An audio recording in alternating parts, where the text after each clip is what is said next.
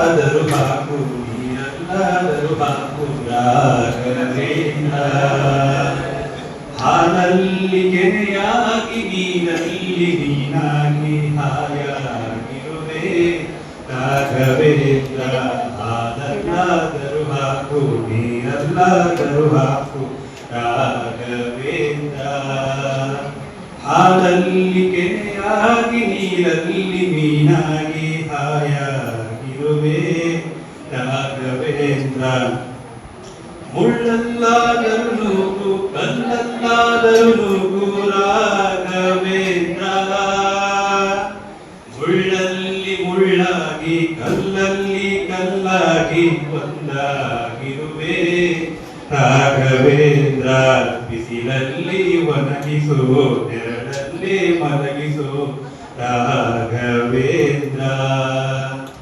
ಬಿಸಿಲಲ್ಲಿ ಕೆಂಪಾಗಿ ನೆರಳಲ್ಲಿ ತಂಪಾಗಿ ನಗು ನಗುತ್ತಾ ಇರುವೆ ರಾಘವೇಂದ್ರ.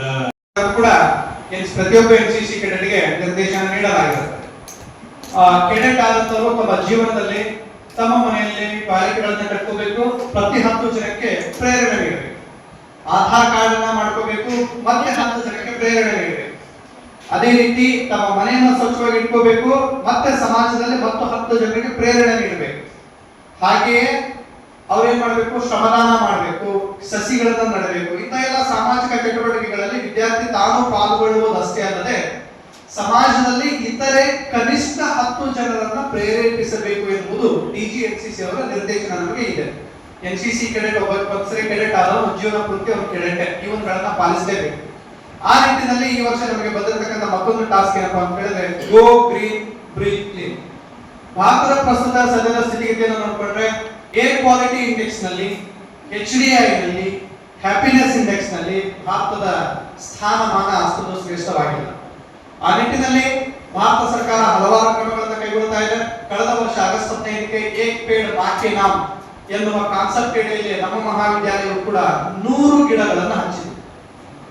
ಈ ವರ್ಷವೂ ಕೂಡ ಈ ಸ್ವಚ್ಛತೆ ಕಾರ್ಯಕ್ರಮದ ಅಡಿಯಲ್ಲಿ ಈ ಒಂದು ಕಾನ್ಸೆಪ್ಟ್ ಅನ್ನು ನಿರ್ಮಾಣ ಮಾಡತಕ್ಕಂತ ಯೋಜನೆ ಭಾರತ ಸರ್ಕಾರ ಕೈಗೊಂಡಿದೆ. ಮರಗಳ ಕಾಂಪೌಂಡ್ ಅಂದ್ರೆ 5 ಕಿಲೋಮೀಟರ್ ಅಗಲ, 800 ಕಿಲೋಮೀಟರ್ ಉದ್ದ, ರಸ್ತೆ ಉದ್ದಕ್ಕೂ ಏನ್ ಹಚ್ಚೋದು, ಮರಗಳನ್ನ ಹಚ್ಚಿ ಆ 800 ಕಿಲೋಮೀಟರ್ ಅದನ್ನ ಒಂಥರ ದೊಡ್ಡ ಹೆಬ್ಬಾಗಿಲು, ಮರಗಳ ಹೆಬ್ಬಾಗಿಲು ತರ ಮಾಡಬೇಕು ಅನ್ನೋದು. ಇದಕ್ಕೆ ಕಾರಣ ರಾಜಸ್ಥಾನದಿಂದ ಏನು ಮರುಭೂಮಿ ಸ್ಟಾರ್ಟ್ ಆಗ್ತಾ ಇದೆ, ಅದು ದೆಹಲಿಯ ಸುತ್ತಮುತ್ತಲಿರ್ತಕ್ಕಂತಹ ಬೆಟ್ಟ ಗುಡ್ಡಗಳಿಂದಾಗಿ ನಿಂತ್ಕೊಂಡಿದೆ. ಬಟ್ ಅದು ಪ್ರತಿ ವರ್ಷ ದಿನೇ ದಿನೇ ಮರುಭೂಮಿ ವಿಸ್ತಾರ ಆಗ್ತಾ ಇದೆ. ಮರುಭೂಮಿ ಹಿಂಗೆ ವಿಸ್ತಾರ ಆಗ್ತಾ ಬಂತು ಅಂತ ಹೇಳಿದ್ರೆ ಮತ್ತೆ ಭಾರತ ಸಂಪೂರ್ಣ ಮರುಭೂಮಿ ಹತ್ರ ಆಗಬಾರ್ದು ಅಂತ ಹೇಳಿ ಗಿಡಗಳನ್ನು ನೆಡುವಂತ ಕಾರ್ಯಕ್ರಮ ಮೆಗಾ ಪ್ರಾಜೆಕ್ಟ್ ಸ್ಟಾರ್ಟ್ ಆಗಿದೆ ಲಾಸ್ಟ್ ಇಯರ್ ಇಂದ. ಆ ದಿಸೆಯಲ್ಲಿ ಹೆಚ್ಚಿನ ಮಾಹಿತಿಯನ್ನ ನಮ್ಮ ಸಂಪನ್ಮೂಲ ವ್ಯಕ್ತಿಗಳು ನಾವೇನ್ ಮಾಡ್ಲಿಕ್ಕೆ ಸಾಧ್ಯತೆ ಇದೆ, ಪರಿಸರವನ್ನು ರಕ್ಷಣೆ ಮಾಡ್ಲಿಕ್ಕೆ, ಗಿಡಗಳನ್ನ ನೆಡಲಿಕ್ಕೆ, ಉತ್ತಮ ಗಾಳಿಯನ್ನು ಹೊಂದಲಿಕ್ಕೆ ಎನ್ನುವಂತಹ ಎಲ್ಲಾ ವಿಚಾರಗಳನ್ನ ತಮ್ಮೊಂದಿಗೆ ಹಂಚಿಕೊಳ್ಳಲಿದ್ದಾರೆ. ಸೊ ಅವರಿಗೆ ಮತ್ತೊಮ್ಮೆ ನಮ್ಮ ವೇದಿಕೆ ಪರವಾಗಿ ಸ್ವಾಗತವನ್ನು ಕೊಡ್ತಾ ನಮ್ಮೆಲ್ಲರಿಗೂ ಕೂಡ ಸ್ವಾಗತ ಹೇಳಿ ನನ್ನ ಮಾತುಗಳನ್ನು ಮುಗಿಸ್ತೇನೆ. ಗಣ್ಯಮಾನ್ಯರಿಂದ ಬಿಡುಗಡೆಗೊಳ್ತಾ ಇದೆ. ಈ ಪುಸ್ತಕವನ್ನ ನಮ್ಮ ಮಹಾವಿದ್ಯಾಲಯದ ಪ್ರಾಚಾರ್ಯರಾದಂತಹ ಶ್ರೀ MG ಬಡ್ಡಿವಡ್ಡ ಅವರ ಶುಭ ಹಸ್ತಗಳಿಂದ ಬಿಡುಗಡೆಗೊಳ್ತಾ ಇದೆ. ಮ್ಯಾಲೆ ಎಷ್ಟು ಚಂದ ಕಾಣ್ತಾವ ನೋಡ್ಬೇಕು ನೋಡಾಕ. ಸೂಕ್ಷ್ಮ ಅರ್ಥಶಾಸ್ತ್ರದ ತತ್ವಗಳು ಅನ್ನುವಂತಹ ಪುಸ್ತಕ ತಮ್ಮ ಕೈಗೆ ಸೇರ್ತದ. ತಾವೆಲ್ಲ ಈ ಪುಸ್ತಕವನ್ನ ಓದೋದ್ರ ಮೂಲಕ ನಿಮ್ಮ ಜ್ಞಾನವನ್ನ ವೃದ್ಧಿ ಮಾಡಿಕೊಳ್ಳಲಿಕ್ಕೆ ಅವಕಾಶ ಇದೆ. ಈ ಪುಸ್ತಕದ ಬಿಡುಗಡೆಯನ್ನ ಮಾಡಿದಂತಹ ಎಲ್ಲ ಗಣ್ಯಮಾನ್ಯರಿಗೆ ವಂದನೆಗಳು. ಈಗ ಈ ಕಾರ್ಯಕ್ರಮದ ಮುಖ್ಯ ಘಟ್ಟ ಈಗ ಆರಂಭವಾಗ್ತಾ ಇದೆ. ಶ್ರೀಮತಿ ಪಲ್ಲವಿ ಗೋಲ್ಕಟ್ಟಿ, ಪ್ರಾಣಿಶಾಸ್ತ್ರ ವಿಭಾಗದ ಮುಖ್ಯಸ್ಥರು, ಇವರು ಈ ಕಾರ್ಯಕ್ರಮದ ಕುರಿತು ವಿಶೇಷ ಉಪನ್ಯಾಸವನ್ನ ನಮಗೆ ನೀಡಲಿದ್ದಾರೆ.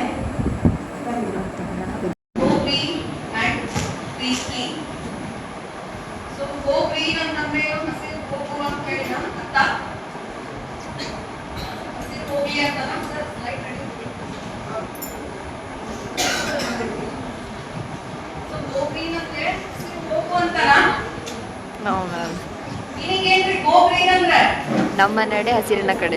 ಗೋಗ್ರೀನ್ ಅಂದ್ರೆ ಮೇಡಮ್ ಇವಾಗ ಆಗ್ಲೇ ಹೇಳಿದ್ರಲ್ಲ, ಹಸಿರಿನಂತ ಹೆಜ್ಜೆ. ಹಸಿರಿನಂತ ಹೆಜ್ಜೆ ಅಂತಂದ್ರೆ ನಾವಿರೋದು ಎಲ್ಲಿ ಇವಾಗ? ಎಲ್ಲಿದ್ದೀವಿ ಎಲ್ಲರೂ? ಭೂಮಿ. ಭೂಮಿ ಮೇಲೆ, ರೈಟ್? ಸೊ ಭೂಮಿ ಮೇಲೆ ನಾವು ಅಷ್ಟೇನಾ ಜೀವಿಗಳು? ಹ್ಯೂಮನ್ ಬೀಯಿಂಗ್ಸ್ ಅಷ್ಟೇನಾ ರೈಟ್ಸ್ ಇರೋದು? No ma'am. Every organism have their own rights to live on this planet Earth, this mother Earth. ನಾವು ಅರ್ತಿಗೆ ಎದಕ್ಕೆ ಹೋಲಿಸ್ಕೊತೀವಿ ಅಂತಂದ್ರೆ ಭೂಮಿ ತಾಯಿ ಅಂತ ಹೇಳ್ತೀವಿ. ಭೂಮಿ ತಾಯಿ ನಾವು ಮೊನ್ನೆ ಪೂಜೆ ಮಾಡಿದ್ವಿ. ಯಾವಾಗ ಹೇಳ್ರಿ? ಸಿಗಿ ಹುಣ್ಣಿಮೆ ದಿನ. ಸಿಗಿ ಹುಣ್ಣಿಮೆಗೆ. ಯಾಕೆ ಪೂಜೆ ಮಾಡ್ತೀವಿ ಅಂತಂದ್ರೆ ಭೂಮಿ ಸ್ಥಾನ ಅಂತದ್ದು ನಮ್ಮನ್ನೆಲ್ಲ ಹೊತ್ತು ಹೆತ್ತದ್ದು ನಮ್ಮ ತಾಯಿ ಆದ್ರೆ ಇಡೀ ಜೀವ ಜಗತ್ತನ್ನು ಹೊತ್ತು ನಿಂತದ್ದು ಯಾರು ಅಂತಂದ್ರೆ ಅದು ಭೂಮಿ ತಾಯಿ ಅಂತ ಹೇಳ್ಬೋದು. ಆದ್ರೆ ಇವಾಗಿನ ಸಿಚುವೇಶನ್ ಏನಾಗ್ತಾ ಇದೆ? ನಾವು ಭೂಮಿಗೆ ಭಾರ ಆಗ್ತಿದೀವಿ. ಭೂಮಿಗೆ ಭಾರ ಆಗ್ತಿದೀವಿ ಅಂದ್ರೆ due to increasing in population, ಜನಸಂಖ್ಯೆ ಏರ್ತಾ ಇದೆನೋ ಇಳ್ತಾ ಇದೆನೋ? ಏರ್ತಾ ಇದೆ. ಸೊ ಜನಸಂಖ್ಯೆ ಏರಿದಕ್ಕೆ ದ ನೀಡ್ಸ್ ಅಂದ್ರೆ human needs are increasing. Human needs ಅಂತಂದ್ರೆ ನಮ್ಮ ಅವಶ್ಯಕತೆಗಳು ಹೆಚ್ಚಿಗೆ ಆಗಂತವ. ಸೊ ಅದರಿಂದ ನಾವ್ ಏನ್ ಮಾಡಂತೀವಿ? ಭೂಮಿನ ಅತಿಯಾದ ಬಳಕೆಯನ್ನ ಮಾಡ್ಕೊಳ್ತಾ ಇದ್ದೀವಿ. ಯಾವ್ದಕ್ಕೋಸ್ಕರ? Industrialisation, industries, development of industries, power generation plants, agriculture lands. So ಇವೆಲ್ಲ ಅತಿಯಾದ ಬಳಕೆ ಆಗೋದ್ರಿಂದ ಏನಾಗುತ್ತೆ? It will give impact on our mother earth. ಅಂದ್ರೆ ಪೊಲ್ಯೂಷನ್ ಗೆ ಕಾರಣ ಆಗ್ತಾ ಇದೆ. ಗ್ರೀನ್ ಅಂತಂದ್ರೆ there are small changes in our day to day life. ನಾವು ಏನ್ ಮಾಡಬೇಕು? ಒಂದಿಷ್ಟು ಬದಲಾವಣೆಯನ್ನ ತಂದ್ಕೋಬೇಕು. the changes we should follow in day to day life. ನಾವು ಏನ್ ಚೇಂಜಸ್ ತಗೋಬಹುದು to protect our environment, to protect our planet earth? ನಾವು ಭೂಮಿ ತಾಯಿನ ಕಾಪಾಡಬೇಕಂದ್ರೆ what are the steps, what are the major initiatives we individually should take? Government ಮಾಡಿದ rules follow ಮಾಡಲ್ಲ ಯಾರು. ಅದೇ ರೀತಿ ನಾವು ಇಂಡಿವಿಜುವಲ್ ಬದಲಾವಣೆ ಮಾಡ್ಕೊಂಡ್ರೆ ಮಾತ್ರ ನಾವು ಎನ್ವಿರಾನ್ಮೆಂಟ್ ಅನ್ನ ಪ್ರೊಟೆಕ್ಷನ್ ಮಾಡಬಹುದು. ಸ್ವಚ್ಛ ಭಾರತ ಅಭಿಯಾನ ಅಂತ ಬರ್ತಾವ. ಅವತ್ತು ಒಂದ್ ದಿವಸ ಕಸ್ಬರ್ಗಿ ಇಟ್ಕೊಂಡು ಫೋಟೋ ತೆಗೆಸ್ಕೊಂಡು ಅದನ್ನ ಪೋಸ್ಟ್ ಮಾಡ್ತೀವಿ. ನೆಕ್ಸ್ಟ್ ಡೇ ಇಂದ 10 ಚಿಪ್ಸ್ ಪ್ಯಾಕೆಟ್ ತಗೊಂಡು ಎಲ್ಲಿ ಬೇಕಾದಲ್ಲಿ ಬಿಸಾಕ್ತೀವಿ. ಆದ್ರಿಂದ we should take the individual action. So ಯಾವಪ್ಪ ಅಂದ್ರೆ some of the initiative which we can take towards the green planet. Use ಮಾಡಬೇಡಿ ಅನ್ನಂಗಿಲ್ಲ. ಏನಂದ್ರೆ reduce the use of plastic. ಅಂದ್ರೆ reduce ಅಂದ್ರೆ ಏನು? ಕಡಿಮೆ ಪ್ರಮಾಣದೊಳಗ ಪ್ಲಾಸ್ಟಿಕ್ ಅನ್ನ ನಿಯಮಿತವಾಗಿ ಯೂಸ್ ಮಾಡ್ತೀವಿ. ಅಂದ್ರೆ ಎಲ್ಲಿ ಬೇಕೋ ಅವಶ್ಯಕತೆ ಅಲ್ಲಿ. ಆಮೇಲೆ ಈಗ ಪ್ಲಾಸ್ಟಿಕ್ ಬ್ಯಾನ್ ಮಾಡಾರ. What are the alternatives? ಆ ಪ್ಲಾಸ್ಟಿಕ್ ಬಿಟ್ಟು ಬದುಕಕ್ ಆಗ್ತೈತಾ? ಎಂತವ ಸಿಂಗಲ್ ಯೂಸ್ ಪ್ಲಾಸ್ಟಿಕ್ ಅಂತ ಏನ್ ಹೇಳ್ತೀವಲ್ಲ, ಇದ್ರ ಮೇಲೆ ಪ್ಯಾಕ್ ಮಾಡಿರಂಗಿಲ್ಲ. ನಾವು ಕ್ಯಾರಿ ಬ್ಯಾಗ್ ಅಂತ ಹೇಳಿ ಮಾರ್ಕೆಟಿಗೆಲ್ಲ ತಗೊಂಡು ಹೋಗ್ತೀವಲ್ಲ, ಅದನ್ನ ನಾವು ಬಿಡ್ಬೋದು, ಹೌದಿಲ್ಲ? ಅದ್ರ ಬದಲು ಏನ್ ತಗೊಂಡು ಹೋಗ್ಬೋದು? Cotton bag, cloth bag. ಅಲ್ಲಿನ ಕಾಲದಾಗೆಲ್ಲ ಪ್ಲಾಸ್ಟಿಕ್ ಇರಲಿಲ್ಲ. ಅವಾಗ ಮನಿ ಒಳಗೆ ಚಂದ ಬ್ಯಾಗ್ ಹಿಡಿತಿದ್ರ. ಪ್ರೊಡ್ಯೂಸ್ ಮಾಡಿದ್ರು ಕೂಡ ನಮಗೆಲ್ಲ ಆಗುವಷ್ಟು ಆಕ್ಸಿಜನ್ ಅನ್ನ ಪ್ರೊಡ್ಯೂಸ್ ಮಾಡ್ಲಿಕ್ಕೆ ಆಗಂಗಿಲ್ಲ. ಯಾಕಂದ್ರೆ ಸಾಗರದೊಳಗೆ ಎಷ್ಟೊಂದು ಜೀವಿಗಳು ಇರ್ತಾವ, millions of organisms are present. So ಆ ಆಕ್ಸಿಜನ್ ಅದಕ್ಕ ಏನಾಗುತ್ತಿದ್ವಿ? ಸೀಮಿತ ಆಗಿರ್ತೀವಿ. ಹಾಗಾದ್ರೆ ನಾವು ಆಕ್ಸಿಜನ್ ಮೇಲೆ ಎದ್ರ ಮೇಲೆ ಡಿಪೆಂಡ್ ಅದೀವಿ? ಪ್ಲಾಂಟ್ಸ್ ಮೇಲೆ. ಹೌದು, ಎಲ್ಲರಿಗೂ ಗೊತ್ತಾ ಪ್ಲಾಂಟ್ಸ್ ಹೆಂಗ್ ಪ್ರೊಡ್ಯೂಸ್ ಮಾಡ್ತಾವ ಆಕ್ಸಿಜನ್ ಅನ್ನ?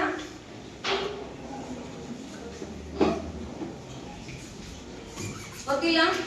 ಯಾರಿಗೂ ಗೊತ್ತಿಲ್ಲ? ಸ್ಕೂಲ್ನ ಕಲ್ತಿಲ್ಲ ನೀವು? ಫೋಟೋಸಿಂಥೆಸಿಸ್, ದ್ಯುತಿ ಸಂಶ್ಲೇಷಣೆ. ದ್ಯುತಿ ಸಂಶ್ಲೇಷಣೆ ಅಂದ್ರೆ ಏನ? Plants are called autotrophs. Autotrophs ಅಂತ ಕರಿತೀವಿ. ಅಂದ್ರೆ ತಮ್ಮ ಆಹಾರವನ್ನ ತಾವೇ ತಯಾರಿಸಿಕೊಂಡು ನಮಗೇನ್ ಕೊಡ್ತಾವ? ಆಕ್ಸಿಜನ್ ಅನ್ನ ಕೊಡ್ತಾವ. ಹಾಗಂತ ಹೇಳಿ ಆಕ್ಸಿಜನ್ ಪ್ಲಾಂಟಿಗೂ ಕೂಡ ಬೇಕು. It happens during the night. Usually the plant respire during night time. ಇವೇನ್ ಅಂತಂದ್ರೆ ಗ್ರೀನ್ ಹೌಸ್ ಗ್ಯಾಸಸ್. ಸೊ ಇವೇನ್ ಮಾಡ್ತಾವ? ಎದರಿಂದ ಉತ್ಪಾದನೆ ಆಗ್ತಾವ? ವೆಹಿಕಲ್ಸ್ ಅಂಡ್ ಯುವರ್ ಅಗ್ರಿಕಲ್ಚರ್ ಏನ್ ಮಾಡ್ತಾರಲ್ಲ, ಅಲ್ಲಿ ಏನು ದನ ಕುರಿಗಳನ್ನ ಹಸುಗಳನ್ನ ಏನು ನಾವು ಸಾಕ್ತೀವಿ, ಅಲ್ಲಿರುವಂತಹ ತ್ಯಾಜ್ಯ ಏನ್ ಕೊಳಿತೈತಲ್ಲ, ಸೊ ಅಲ್ಲಿ ಮೀಥೇನ್ ಬಿಡುಗಡೆ ಆಗುತ್ತೆ. ಮೀಥೇನ್ ಬಿಡುಗಡೆಯಾಗಿ ವಾತಾವರಣವನ್ನ ಸೇರುತ್ತೆ. Nitrous oxide. So nitrous oxide ಇದು ಗಂಧಕಾಮ್ಲ ಅಂತ ಕರಿತೀವಿ. ಇದು ಕೂಡ ಇಂಡಸ್ಟ್ರಿಯಿಂದ ರಿಲೀಸ್ ಆಗುತ್ತೆ. ಆಮೇಲೆ ನೀವೇನ್ ಯೂಸ್ ಮಾಡ್ತಾ ಇದ್ದೀರಲ್ಲ ನಿಮ್ ಹೊಲದೊಳಗ, ಪೆಸ್ಟಿಸೈಡ್ ಇರ್ಬೋದು, ಮತ್ತೆ ಇನ್ನೊಂದು ಏನ್ ಹಾಕ್ತೀರಿ? ಫರ್ಟಿಲೈಸರ್ಸ್ ಇರ್ಬೋದು. ಅದರಿಂದ ನೈಟ್ರಸ್ ಆಕ್ಸೈಡ್ ಗಾಳಿಗೆ ಅಂದ್ರೆ ವಾತಾವರಣಕ್ಕೆ ಬಿಡುಗಡೆ ಹೊಂದ್ತೀವಿ. ಇವೆಲ್ಲ ಅನಿಲಗಳು ಎದಕ್ಕೆ ಕಾರಣ ಆಗ್ತಾವಂತಂದ್ರೆ ಗ್ಲೋಬಲ್ ವಾರ್ಮಿಂಗ್. ಶಕ್ತಿ ಆಗ್ತೈತೆ ಎಲ್ಲರಿಗೂ. ಇಷ್ಟು ದಿನ ಮಳಿ ಬಂತು ಕಂಟಿನ್ಯೂಸ್ ಆಗಿ. ಯಾಕೆ ಮಳಿ ಬಂತು ಇಷ್ಟು ದಿನ? ಸೀಸನ್ ತಪ್ಪಿ ಎಕ್ಸ್ಟ್ರಾ ಮಳಿ ಬಂತು ಅಂತ ಹೇಳ್ತೀವಿ. ಯಾಕೆ ಬಂತು? This is because of global warming. ಭೂಮಿಯ ತಾಪಮಾನ ಹೆಚ್ಚುತ್ತಿರುವುದರಿಂದ ಗ್ಲೇಸಿಯರ್ಸ್ ಮತ್ತು ಐಸ್ ಕ್ಯಾಪ್ಸ್ ಏನಾಗ್ತಾವ? ಮೆಲ್ಟ್ ಆಗ್ತಾವ. ಮೆಲ್ಟ್ ಆಗಿ ಸಮುದ್ರ ಸಾಗರಗಳನ್ನು ಸೇರ್ತಾವ. ಆದ್ರಿಂದ ಮತ್ತೇನೇನ್ ಕಾನ್ಸಿಕ್ವೆನ್ಸಸ್ ಆಗ್ಬೋದು? ಫ್ಲಡ್ಸ್ ಅಂತ ಹೇಳಿ ಕರಿತೀವಿ, ನೆರೆ ಹಾವಳಿ ಅಂತ ಕರಿತೀವಿ, ಭೂಕಂಪ ಅಂತ ಕರಿತೀವಿ. So these are the unusual actions. ಈ ಭೂಮಿಗೆ ನಾವು ಹೆಂಗ್ ತೊಂದರೆ ಕೊಡ್ತೇವಲ್ಲ, ಭೂಮಿನೂ ವಾಪಸ್ ನಾವು ಕೊಡ್ಬೇಕಲ್ಲ. ಸೊ ಅದೆದ್ರ ಮೂಲಕ ಕೊಡ್ಬೇಕು? ಈ ತರ ಫ್ಲಡ್ಸ್ ಬಂದು ಎಲ್ಲ ನಾಶವಾಗೋದು. ಆದ್ರಿಂದ ನಮ್ಮಿಂದ ನಾವು ರಕ್ಷಣೆ ಮಾಡ್ಕೋಬೇಕು. ನಾವು ಶುದ್ಧವಾದ ಗಾಳಿಯನ್ನ ಉಸಿರಾಡಬೇಕು, ಬೇರೆ ಜೀವಿಗೂ ಉಳಿಸ್ಬೇಕು ಅನ್ನೋದಾದ್ರೆ we have to take some actions in our day to day life. ನಾವು ಡೈಲಿ ಏನು ಒಂದಿಷ್ಟು ರೂಟೀನ್ಸ್ ಅನ್ನ, ಅಸಾಧ್ಯ ಇದ್ದಿದ್ದು ಯಾವುದೂ ಇಲ್ಲ. ನಾವು ಹೋಗಿ ಎಲ್ಲರೂ ಸೇರಿ ಹೋಗಿ 1000 ಗಿಡ ನೆಡ್ರಿ ಅನ್ನಂಗಿಲ್ಲ. ನಿಮ್ಮ ಮನೆ ಸುತ್ತಮುತ್ತ ಅಥವಾ ಕಾಲೇಜ್ ಸುತ್ತಮುತ್ತ ನೀವೇನ್ ಮಾಡ್ಬೇಕಂತಂದ್ರೆ ಪ್ಲಾಂಟ್ ಅನ್ನ ರಕ್ಷಣೆ ಮಾಡ್ಬೇಕು. ಆಮೇಲೆ ಗಿಡಗಳನ್ನ ನೆಡಬೇಕು. ಹಾಗಾದ್ರೆ ಇದೇ ಅಷ್ಟೇನಾ? ಗಿಡ ನೆಡೋದು ಒಂದೇ ಸೊಲ್ಯೂಷನ್? ಮತ್ತೆ ಬೇರೆ ಏನ್ ಮಾಡ್ಬೋದು? ಗೀಚಿ ಮತ್ತೆ ಅದನ್ನ ಡಸ್ಟ್ಬಿನ್ ಹಾಕಂತೀವಿ. So we should save paper wherever it is necessary. ಈಗ ನಿಮ್ಗೆ ATM ಹೋದಾಗ ಒಂದು ಮೆಸೇಜ್ ಬರ್ತೈತಿ, ನಿಮ್ಗೆ ರೆಸಿಪ್ಟ್ ಬೇಕಲ್ಲ ಅಂತ ಹೇಳಿ. ಅವಾಗ ನೀವು ಅದಕ್ಕೆ ಎಸ್ ಅಂತೀರೋ ನೋ ಅಂತೀರೋ? ಎಸ್ ಅಂತೀರೋ ನೋ ಅಂತೀರೋ? ನೋ ಅಂತ ಅನ್ಬೇಕು ಅಂತ ನನ್ನ ಸಜೆಷನ್. ಯಾಕಂದ್ರೆ ನಿಮ್ಗೆ ಆಲ್ರೆಡಿ ಮೆಸೇಜ್ ಬರ್ತೈತಿ ನಿಮ್ದು ಪ್ಲೇಸ್ಮೆಂಟ್ ಆಗೈತೆ ಅಂತ. ಮತ್ತೆ ರೆಸಿಪ್ಟ್ ತಗೊಂಡು ಏನ್ ಮಾಡ್ತೀರಿ? ಅಲ್ಲಿಂದ ತೆಗಿದ್ರಿ, ಅಲ್ಲೇ ಡಸ್ಟ್ಬಿನ್ ಹಾಕ್ತೀರಿ. ಅಲ್ಲಿ ಡಸ್ಟ್ಬಿನ್ ಅವ್ರು ಇಟ್ಟಿರಂಗಿಲ್ಲ ಅಂದ್ರೆ ಅದನ್ನ ತಂದು ರೋಡಿಗೆ ಹಾಕ್ತೀರಿ. ಕರೆಕ್ಟ್? ಸೊ ಇದರಿಂದ ಎರಡು ಸೊಲ್ಯೂಷನ್. ನೋ ಅಂತಂದ್ರೆ ಒಂದ್ ಕಸ ಕೈಯಾಗಿರಂಗಿಲ್ಲ, ಎಲ್ಲಿ ಬೇಕಲ್ಲಿ ನಾವು ಎಸೆಯಂಗಿಲ್ಲ. ಸೊ ಆದಷ್ಟು ನಾವೇನ್ ಮಾಡ್ಬೇಕಂತಂದ್ರೆ ಪೇಪರ್ ಅನ್ನ ಸೇವ್ ಮಾಡ್ಬೇಕು. ಮತ್ತೆ ಸ್ಪ್ರೆಡ್ ಅವೇರ್ನೆಸ್. ಎಲ್ಲೆಂದ್ರಲ್ಲಿ ಹಾಕ್ಬೇಡ್ರಿ, ಆದಷ್ಟು ಗಿಡ ಹಚ್ಚಿ. Save paper, switch off light whenever it is not necessary. Class room ಬಿಟ್ಟು ಹೊರಗೆ ಹೋಗೋ ಮುಂದೆ ಫ್ಯಾನ್ ಆನ್ ಇರ್ತೈತಿ, ಅಥವಾ ಈ ಹಾಲ್ ನ ಫ್ಯಾನ್ ಆನ್ ಇರ್ತೈತಿ. ಅವಾಗ ನೀವೇನ್ ಮಾಡ್ಬೇಕಾ? Switch off the fan whenever it is not necessary. ಏನ್ ಇಕೋ ಫ್ರೆಂಡ್ಲಿ ಆಕ್ಟಿವಿಟಿ ಇರ್ತಾವ, ಏನ ಒಂದಿಷ್ಟು ಇನ್ಸ್ಟಿಟ್ಯೂಷನ್ ಒಳಗೆ ಈ ತರ ಪ್ರೋಗ್ರಾಮ್ ಮಾಡ್ತಾರ, ಅಥವಾ ನಾವೇನ್ ಮಾಡ್ಬೋದು ಅಂತೇಳಿ ಏನ್ ಮೆಸೇಜ್ ಇರ್ತೈತಲ್ಲ, ದಯವಿಟ್ಟು ಅದನ್ನ ಪಾಸ್ ಮಾಡ್ರಿ, ಪೋಸ್ಟ್ ಮಾಡ್ರಿ ಸೋಷಿಯಲ್ ಮೀಡಿಯಾ ಒಳಗ. So this is the kind of awareness you can share in social media. Mahatma ಗಾಂಧಿದ ಒಂದು thought that is earth provide enough to satisfy every man's need but not every man's greed. Mahatma Gandhi ಹೇಳ್ತಾರೆ, earth provide enough to satisfy every man's need. need ಅಂತಂದ್ರೆ ಏನು? ಎಷ್ಟು ಅವಶ್ಯಕತೆ ಇದೋ ಅಷ್ಟು. greed ಅಂತಂದ್ರೆ ಅತಿ ಆಸೆ. ಅತಿ ಆಸೆ ಗತಿಗೇಡು ಅಂತ ಕೇಳಿರ್ಬೋದಲ್ಲ ಎಲ್ಲರೂ? ಅತಿ ಆಸೆ ಗತಿಗೇಡು. ಸೊ ಆದ್ರಿಂದ ನಮ್ಗೆ ಎಷ್ಟು ಅವಶ್ಯಕತೆ ಐತಲ್ಲ ಅಷ್ಟನ್ನ ಮಾತ್ರ ನೇಚರಿಂದ ತಗೋಬೇಕು.